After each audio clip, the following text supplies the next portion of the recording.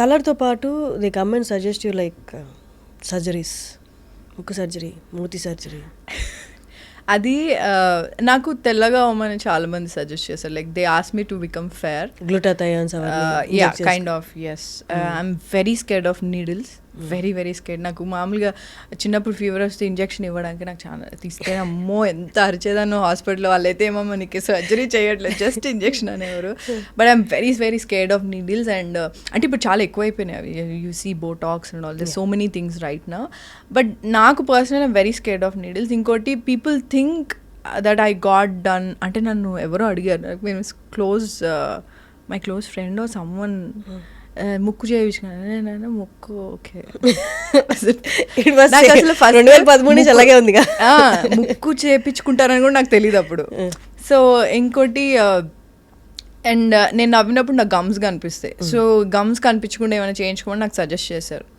It is natural bro, నేనేం చేయించుకోను అసలు. So this nothing. People have suggested me but I'm against it. అంటే ఎవరి ఇష్టం వాళ్ళు చేయించుకో, మన ఇష్టంతో చేయించుకోవడం. నీకు ఫ్లాస్ ఉన్నాయి అనుకో, నీకు చేయించుకుంటే బాగుంటుంది అంటే go for like go to good clinic and get it done. That's absolutely fine. So ఈ జర్నీలో ఈ మూవీస్ చేస్తున్నప్పుడు కానీ ద కైండ్ ఆఫ్ యాక్టర్గా కానీ పర్సనల్గా కానీ we evolve with the situations. అందులో హార్డ్ సిచ్యువేషన్స్ ఉంటాయి, పాజిటివ్ సిచ్యువేషన్స్ ఉంటాయి. Is there any one situation that hit you hard ఇండస్ట్రీకి వచ్చిన తర్వాత? ఆ ఒక్కటి మాత్రం నాకు ఎప్పుడూ గుర్తుంటుంది, అదే పుష్ చేస్తుంది నన్ను ఇంకా పరిగెట్టడానికి అనిపించింది. ఒక్కటి అని నేను అనను, the lot of situations like that. అంటే ఇప్పుడు నేను చెప్పినట్టు people don't believe in me.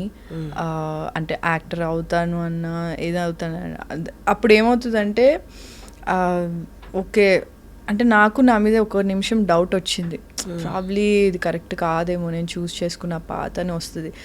But అదే చెప్తున్నాను, they something inside you it will be like okay ఎవరేం చెప్తున్నా ఇట్స్ ఆల్ బుల్షిట్, నీకేం చేయాలని. అంటే ఐ నో అంటే ఇది ప్రీచీ లాగా అనిపించవచ్చు, బట్ నాకు ఇఫ్ ఐ లుక్ బ్యాక్, ఇప్పుడు 10 years అయింది నేను వచ్చి, if I look back, so నాకు అసలు ఎవ్వరు ఇండస్ట్రీలో ఎవ్వరు పరిచయం లేరు నాకు అసలు. అంటే నేనున్న సిచ్యువేషన్స్, నా ఫ్యామిలీ ఎవ్వరు ఇండస్ట్రీ రిలేటెడ్ కాదు.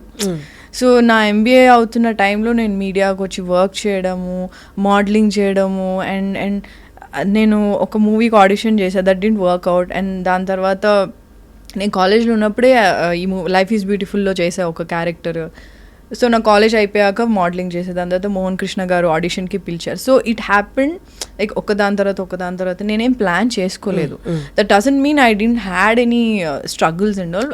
ప్లాన్ చేయలేదు అంతే, ప్లాన్ చేయలేదు. బట్ నేను చిన్నప్పటి నుంచి ఏంటి అంటే మేము క్వార్టర్స్లో ఉండేవాళ్ళం BHLలో. సో మా ఇల్లు వచ్చి లాస్ట్ క్వార్టర్ పైన.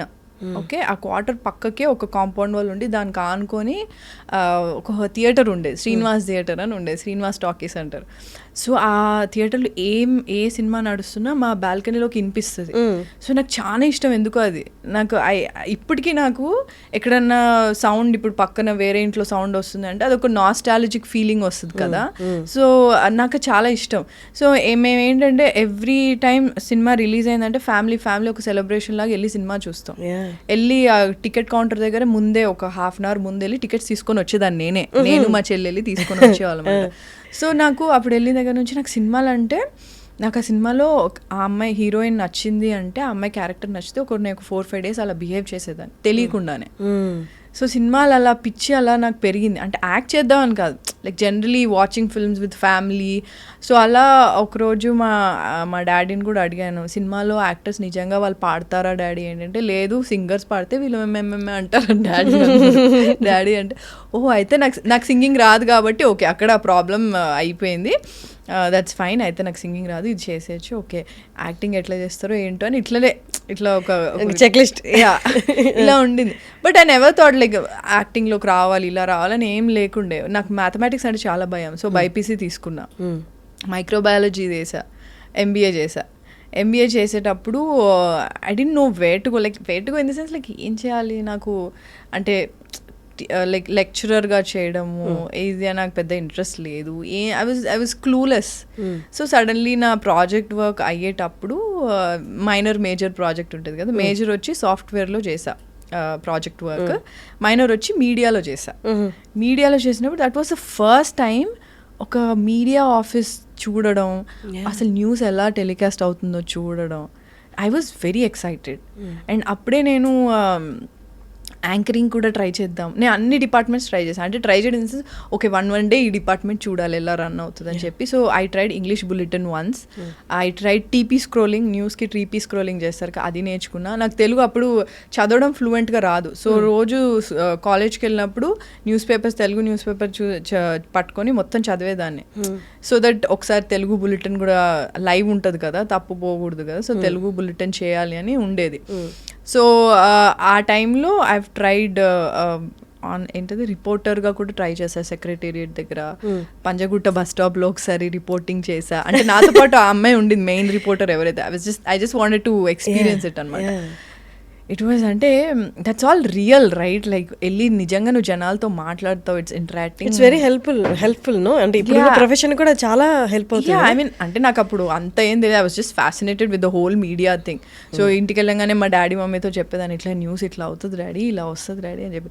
అండ్ మా కాలేజ్లో కూడా మల్లారెడ్డి కాలేజ్లో చదువుకున్నాను అనమాట ఎంబీఏ. సో మా నేను ఎప్పుడు ప్రిన్సిపల్ డోర్ బయటనే ఉండేదాన్ని.